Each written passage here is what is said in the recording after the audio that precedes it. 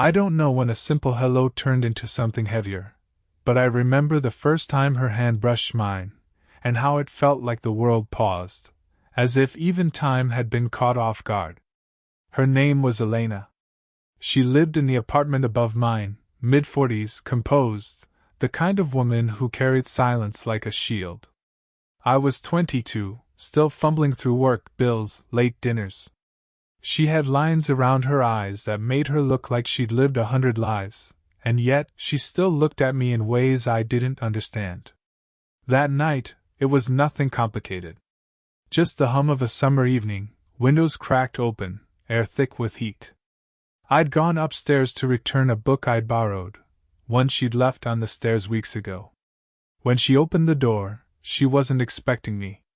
She wore a loose cardigan, hair pinned up messily, like she'd been too tired to care. She blinked at me, then smiled, not wide, not rehearsed, but soft, like a secret kept. "Forgot I lent that out," she murmured, brushing her thumb along the cover before taking it from me. Her hand lingered. That was the first mistake. Or maybe it wasn't a mistake at all. I said something, I don't even remember what, probably too fast, too eager, and she only tilted her head, studying me. She didn't answer right away. That was her way, I was beginning to realize. She let silence work harder than words. Inside, her apartment smelled faintly of coffee and something floral. She gestured for me to come in, just for a moment. I shouldn't have. But I did. The place was quiet, almost too quiet, like every clock in the room had forgotten to tick. She poured me a glass of water without asking, her sleeves sliding up just enough for me to see a faint scar near her wrist. She noticed me notice, and quickly tugged the fabric back down. "You're always working late," she said, finally breaking the silence, though her voice stayed low, careful. I shrugged. "And you're always awake to notice." Her lips pressed into something that wasn't quite a smile. She didn't deny it. We talked, or maybe I talked, filling the air with clumsy sentences while she sat across from me, her hand resting near her mouth, eyes steady, catching things I didn't say. She asked questions in short bursts. Never too many. Just enough to leave me wondering if she wanted the answer, or the sound of my hesitation. When I stood to leave, she walked me to the door. That's when it happened, her fingers brushing mine as she handed back the book, too light to be deliberate, too long to be accidental. My chest tightened in a way I hadn't expected. She didn't apologize. She didn't look away. Her eyes held mine, still, unblinking, almost staring me to step over some invisible line. I wanted to. God, I wanted to. But I was 22, and she was everything I wasn't, steady, self-contained, untouchable. Still, that single touch burned hotter than anything I'd felt in years. I swallowed. "Good night, Elena." She nodded slowly, as though the word carried more weight than it should. And then, just as the silence stretched, the sound of her phone vibrated against the table behind her. She turned, glanced at the screen, and her face changed. I didn't see what the message said, but I saw the way her hand trembled before she reached for it. That was the moment I knew, this wasn't just her life, or mine. Something had already begun. I couldn't stop thinking about the way her hand had brushed mine. It wasn't just touch. It was permission, or maybe temptation. Either way, it had followed me down the stairs, into my bed, into the dreams I couldn't explain away. The next morning, I tried to shake it off. Work was dull, answering phones, typing numbers into boxes. But by the time I came home, I caught myself listening for her footsteps above me, the soft creak of her apartment floorboards. That night, she knocked on my door instead. She stood there holding a casserole dish, her cardigan falling off one shoulder. "You don't eat enough," she said flatly, pushing it into my hands before I could argue. I wanted to laugh, but instead I said, "And you watched me that closely?" Her eyes flickered, caught between offense and amusement. "Old habits," she whispered. I didn't ask what she meant, but I thought about it long after she left.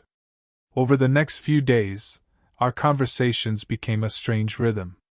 Sometimes on the stairs, sometimes in passing, sometimes when I pretended to need advice on books I never planned to read. She never gave me much, just fragments. Her late husband had been gone for 3 years. Gone was the word she used, as if death were a place you could pack up and move to. She didn't talk about him in detail, only in hints, his laugh, his impatience, how he hated when she left lights on at night. I listened, even when I didn't know what to say. In return, I let slip my own mess. A girl I dated in college who cheated. My parents pushing me toward a life I didn't want. I told her more than I should have, and she never judged, never laughed. But the weight between us kept growing. Not just the age gap, though that was enough to make my chest tighten every time I caught myself staring too long. It was also the fact that she was my landlord. She had the power to end it all before it even began. Sometimes I caught her noticing me in the same way I noticed her. Her gaze lingering a second too long when I rolled up my sleeves. The way she pressed her lips together when I stood too close. She'd quickly look away, busy herself with dishes or the book in her hand. Still, it wasn't enough to erase the silence between us, the silence that wasn't empty, but charged. One evening, rain tapped against the windows, and the building seemed smaller, as if every room had folded inward. I found myself upstairs again, under the excuse of returning the empty dish. She let me in without question. We sat on her couch, a movie playing in the background that neither of us watched. The only light came from the screen, flickering across her face, softening her. Halfway through, she reached for the blanket between us. Her fingers brushed mine again. Neither of us pulled away. We stayed like that, not holding hands, not letting go. And in that quiet, her thumb shifted, almost deliberately, against the side of my hand. It wasn't a confession. It wasn't even a promise. But it was enough to make the room feel like it belonged only to us. The problem with silence is that it never stays secret. Sooner or later, someone else hears it. 2 nights after we sat on her couch, I was coming back from the grocery store when I saw Elena outside with a man I didn't recognize.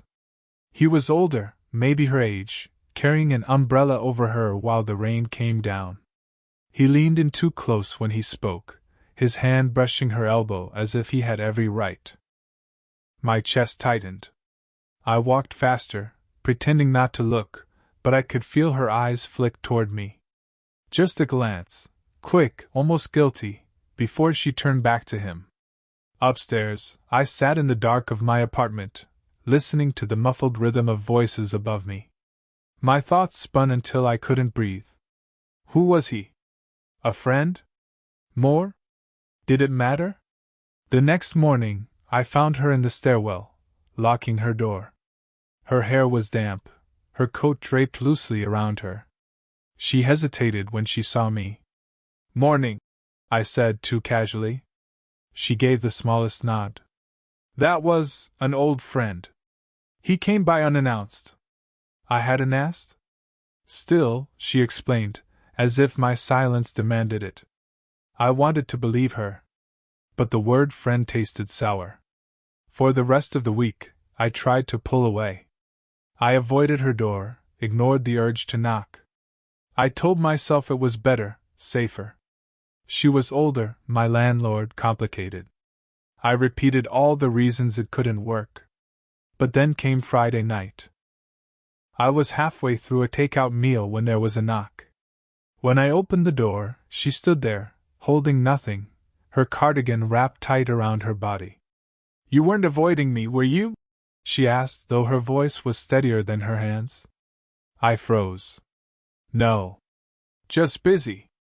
Her eyes searched mine. Whatever she found there made her exhale sharply, like she'd been holding her breath for days. "Do you want company?" she asked. I let her in. The room felt too small with her in it, every object suddenly sharper. She sat on the edge of my couch, fidgeting with the hem of her sleeve. I shouldn't be here, she murmured. You're already here, I said. That earned me a long look, one that made the air feel electric. Minutes passed. The silence swelled. And then, without meaning to, we leaned closer. Not enough to touch, but enough to feel the pull. Her breath brushed my cheek. I could see the faint line of freckles on her skin, the shadow of her lashes. I almost closed the gap. But she pulled back first, her voice breaking the spell. This can't happen. The words landed heavy, but her body didn't move. She stayed on the couch, close enough that our knees nearly touched. And in that not-quite distance, the tension only grew sharper, unbearable. Neither of us left. Neither of us could. I lasted 3 days before I broke. 3 days of avoiding her, of pretending that silence was enough to keep me safe. But desire doesn't dissolve, it waits, and it grows sharper. The trigger was simple. I saw her again with him, the man from the rain. This time in broad daylight, outside the cafe across the street. She laughed at something he said, her hand brushing his arm. It wasn't a loud laugh, not even free, but it was still hers. I couldn't stop staring. I stayed outside, half hidden, my coffee turning cold. The jealousy was sharp, childish even, but it burned through me. When she noticed me, her face froze. She excused herself from him and crossed the street, her expression unreadable. You shouldn't look at me like that, she said when she reached me. Her voice was low, firm, but her hands trembled. Like what? I asked, too fast, too defensive. Like you think I belong to you. The words hit harder than I expected. My throat tightened. Maybe I do think that. She drew in a sharp breath, shaking her head. You're 22. You don't know what you're saying. But I did. I knew it in the way my chest ached when I saw her with someone else. I knew it in the way her touch still lived in my skin. Then tell me to stop, I said. Tell me, and I will. Her silence was worse than any answer. Her eyes softened, and for the first time, I saw fear there, not of me, but of herself. That night, she came to my door again. No excuses this time. Just her. She stepped inside, shutting it softly behind her, and leaned against the wall like she didn't trust her legs. You can't do this, she whispered. Then why are you here? Her laugh cracked, bitter and fragile. Because I don't know how to stay away. The admission pulled the air out of the room. I moved closer without thinking, each step slow, deliberate, until I was standing just inches from her. Her breath caught. She pressed her back harder against the wall, but she didn't move aside. You'll regret this, she murmured. Not once, I said. Her hand lifted, almost unconsciously, brushing the edge of my shirt before snatching back like the touch had burned. We stood locked there, her pressed to the wall, me hovering just close enough to feel the heat between us. My hands clenched at my sides, aching to touch her, terrified to ruin everything. Her eyes searched mine, darting down to my lips, then back up. Once. Twice. Her restraint cracked in the way her breathing quickened, in the way her lips parted but no words came. The moment stretched, unbearable, fragile, dangerous. I leaned closer. Just a fraction. Enough to make her eyes flutter shut. And then, a knock rattled the door. We both froze. The knock at the door that night didn't stop. It came again, harder, impatient. Elena stepped back from me, her hand pressed flat against her chest as though to hold her heart in place. I opened the door. It was my roommate Ryan, early, loud, and drunk. He stumbled in without waiting for an invitation, tossing his jacket on the floor. You weren't answering your phone, he slurred, collapsing onto the couch. His eyes finally registered her standing there. Her hair loose, her cardigan slipping off one shoulder. Well, he said, grinning. Aren't you full of surprises? The words were harmless in his mouth, but the weight of them hung in the room like smoke. Elena stiffened, her eyes darting to mine. I could see it, the calculation, the panic, the wall going back up around her. I should go, she whispered, already moving toward the door. I caught her wrist gently. Wait. She pulled free before I could finish. Her voice was soft but final. You can't afford to be careless. Not with me. And then she was gone. Ryan laughed, stretching out across the couch. Damn, man. She's, what, twice your age? Bold move. His words cut deeper than I wanted to admit. I snapped at him to shut up, but the damage was already done.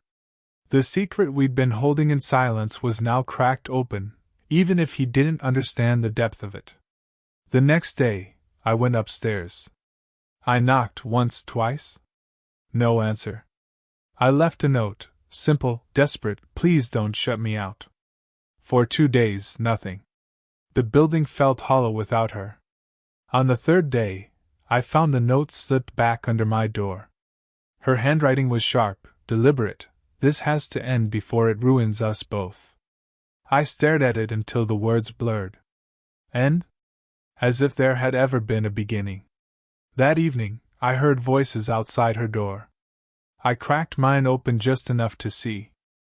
The man from the rain was there again, holding a bottle of wine, smiling too easily. She let him in. The door shut. I stood there, fists clenched, my pulse hammering. I told myself to walk away, to stop torturing myself. But I couldn't. I stayed, leaning against the wall, listening to muffled laughter bleed through the floorboards. Every sound drove me closer to madness, until the laughter stopped. Silence, heavy and complete. I don't know what possessed me. I knocked. Hard. When she opened the door, her expression wasn't anger. It was worse. It was hurt. Her guest stood behind her, confused, holding the wine. She didn't explain me, didn't explain him. She just whispered, low enough that only I could hear. You don't get to decide when to walk into my life. Her voice broke on the last word. And then she closed the door. This time, she didn't open it again. The night she shut the door in my face, I couldn't sleep. Every hour dragged, the ceiling above me a constant reminder she was just there, and completely out of reach. By morning, I'd had enough. I went upstairs and knocked. No answer. Again, harder. Finally, the door cracked open. She looked tired, her eyes swollen as if she hadn't slept either. Please, I said before she could shut me out. Just talk to me. She hesitated, then stepped aside. Inside, the bottle of wine sat unopened on the counter. The man from last night was gone. I meant what I wrote, she said, crossing her arms tight across her chest. This can't go on. It's not fair to you. It's not fair to me. I laughed bitterly. Fair? Since when has anything about this been fair? Her lips trembled, but she didn't respond. I took a step closer. Do you even know what it's like for me? I can't walk past your door without stopping. I can't go a single night without thinking about you. And you stand there pretending it doesn't matter. She turned away, gripping the back of a chair as though it was the only thing keeping her upright. You're young. You'll move on. This obsession will fade. It's not obsession. I snapped. My voice cracked softer the second time. It's you. It's only you. Her shoulders shook. For a moment, I thought she'd send me away again. Instead, she whispered, almost broken, Do you know what it cost me to let someone in once? To lose him? To think about starting over at this age. I closed the distance before she could finish. My hand hovered just above hers on the chair, close but not touching. Then let it cost me too. Don't carry it alone. She looked at me then, really looked. All the walls she'd built, all the restraint cracked in her eyes. The silence stretched, unbearable, until finally she exhaled, shaky, surrendering. Her hand slid from the chair into mine. It wasn't dramatic. It wasn't even steady. But it was enough. I pulled her into me, not kissing her, not yet, just holding her. She pressed her face into my shoulder, her body trembling against mine. For the first time, either of us tried to hide.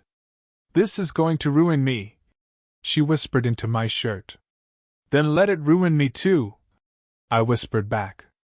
We stayed like that, clinging to something fragile, messy, terrifying, and real. When she finally lifted her head, our faces were inches apart. Her lips parted, the moment hanging between us like the sharp edge of a blade. And still, even then, either of us moved first. The choice was there, love or fear, truth or silence, suspended in the smallest breath between us. The moment between us couldn't stretch forever. At some point, the world demands an answer. It came the next morning. I woke to a knock on my door, soft, hesitant. When I opened it, Elena stood there, her cardigan wrapped around her like armor.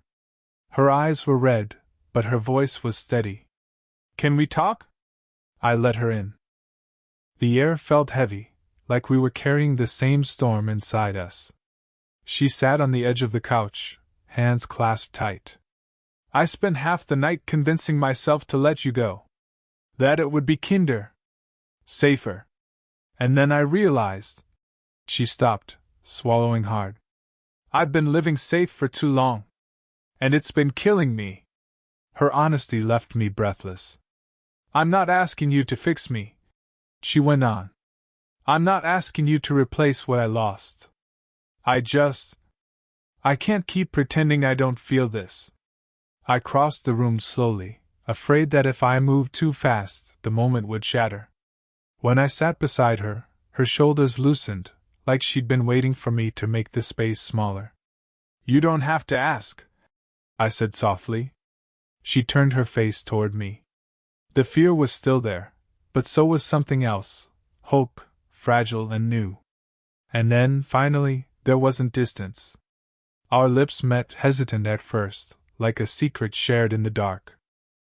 But then her hand slid into my hair, and my arms wrapped around her, and the hesitation broke into something fuller, undeniable. It wasn't perfect. It wasn't supposed to be. It was real. When we pulled apart, she laughed softly, almost in disbelief. "God, what are we doing?" "Something that feels right," I whispered. We didn't talk about the age gap, or the neighbors, or the what-ifs. For once, the world outside her apartment didn't matter. It was just us, sitting too close on a couch that suddenly didn't feel big enough. Later, as the day stretched, we stayed side by side. Sometimes in silence, sometimes in laughter, sometimes in the kind of quiet that feels like a promise. The future was uncertain. Maybe people would talk. Maybe it would hurt. Maybe we'd fight. But sitting there with her hand tangled in mine, I realized something simple. I'd rather face all of that than go back to the silence of pretending. She squeezed my fingers, her eyes closing as if she was finally allowing herself to rest. And I knew, whatever came next, we had already chosen each other. That was our story.